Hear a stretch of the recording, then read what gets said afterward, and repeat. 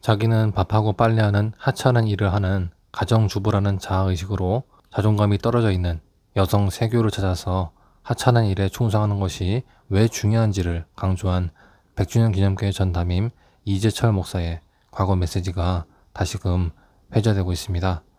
이 목사는 모두 66권으로 구성된 성경에서 사람의 이름이 제목으로 붙은 책이 41권인데 그중 여성은 단 2명에 불과했다며 대조적인 두 인물 룻과 에스더를 비교했는데요.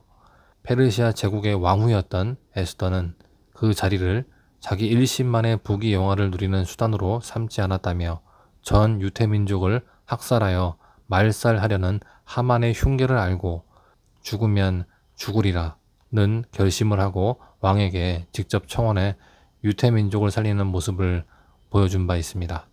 반면 에스더에 비하면 룻은 너무나 보잘것없는 여성으로 유대인들이 짐승처럼 취급하던 이방인 모압 여인이었고 심지어 젊은 나이에 남편을 잃은 청상 과부였는데요. 하지만 그녀가 며느리의 일상을 또 가정주부의 일상을 소홀히 하지 않음으로 인해서 성경책에 왕후 에스더와 함께 그녀의 이름도 붙여질 수 있었다고 밝혔습니다. 다음과 같은 메시지였습니다. 우리가 육체를 지니고 있는 한 우리는 결코 천년만년 살 수 없습니다. 인간의 생로병사는 그 누구도 거역할 수 없는 자연 법칙입니다. 아무리 천하장사라 해도 세월이 흐르면 육체는 쇠하고 코끝의 숨은 언젠가 멎기 마련입니다. 어떻습니까? 우리 각자의 인생에서 지난 3년은 어떤 의미였습니까? 우리가 태어난 이래 지금까지 몇 년을 살아왔던 우리의 지난 전 인생은 어떤 의미를 지니고 있습니까? 우리의 지난 생애에서 단지 20분의 1의 기간뿐만이 아니라 상당 기간이 이미 기억에서조차 지워져 버린 무의미한 시간으로 사라져 버린 것은 아닙니까? 그러나 우리의 생애가 아무리 하찮게 보여도 우리가 매사에 주님의 말씀을 쫓아 주어진 삶에 충실하게 살아왔다면 우리의 기억에서 지워져 버린 시간마저 주님의 영원 속에서 시간과 공간을 초월하여 반드시 절대적인 의미로 승화될 것입니다. 지난달 새가족 환영회 때에 있었던 일입니다. 한 여성 새교우님이 당신 자신을 이렇게 소개했습니다. 저는 지금까지 밥하고 빨래한 것 이외에는 아무것도 한 것이 없는 가정주부입니다. 새가족 환영회가 끝나고 참석자들과 인사를 나누면서 저는 그 여성 교우님에게 제 엄지손가락을 치켜 올리면서 주부가 밥하고 빨래하는 것이 가장 큰 일입니다 하고 말씀드렸습니다. 그분 듣기 좋으라고 공연히 해본 빈말이 아니었습니다. 우리가 믿고 있는 하나님의 말씀인 성경이 그렇게 가르쳐주고 있습니다. 성경은 모두 66권으로 구성되어 있습니다. 그 66권 가운데에 사람의 이름이 제목으로 붙은 책이 41권이나 됩니다. 41명의 사람 가운데에 39명이 남성이고 여성은 단 2명입니다. 룻과 에서더입니다. 룻과 에서더는 아주 대조적인 인물입니다. 유대 여인이었던 에스더는 주전 485년부터 464년까지 만 21년 동안 오늘날의 인도 서강 서쪽에서부터 아프리카의 이디오피아에 이르기까지 광대한 영토를 통치했던 페르시아 제국 크세르크세스 왕의 왕후였습니다. 이를테면 에스더는 그 광대한 페르시아 제국의 모든 여인들 가운데에 가장 지체가 높은 여인이었습니다. 그러나 에스더는 페르시아 제국의 왕후의 자리를 자기 일심만의 부귀 영화를 누리는 수단으로 삼지 않았습니다. 전 유대 민족을 학살하여 말살하려는 하만의 흉계를 알고 에스더는 죽으면 죽으리라 결심하고 크세르크세스 왕에게 직접 청원하여 전 유대 민족을 살렸습니다. 페르시아 제국 왕후의 부귀 영화뿐 아니라 자기 목숨을 걸고 전멸의 위기에 봉착한 자기 민족을 모두 직접 살려낸 것입니다. 에스더는 미모만 출중한 여성이 아니라 신앙의 여걸이었습니다.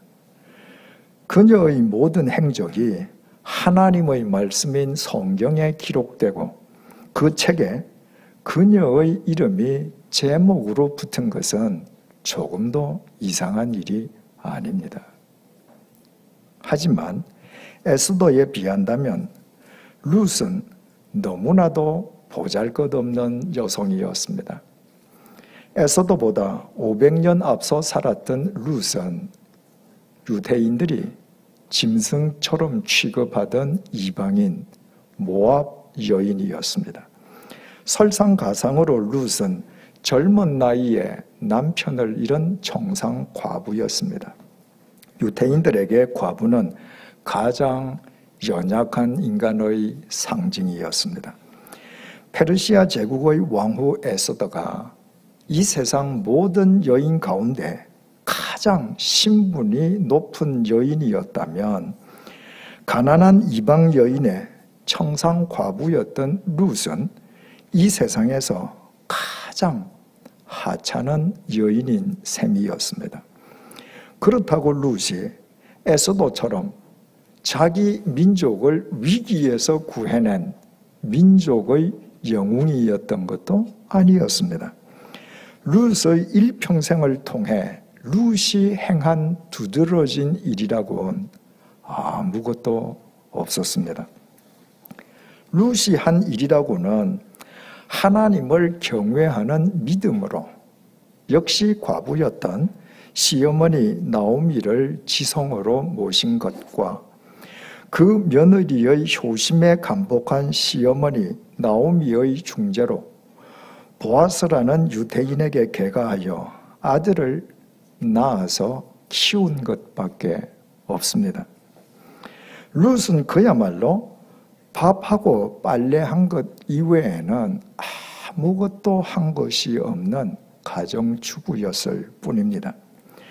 가장 보잘것없는 이방 여인의 가장 평범한 가정주부인 룻이었지만 그 여인의 이름이 페르시아 제국의 왕후였던 에스더와 함께 성경의 책 제목으로 기록된 단 2명의 여인 가운데의 한 명이 되었습니다.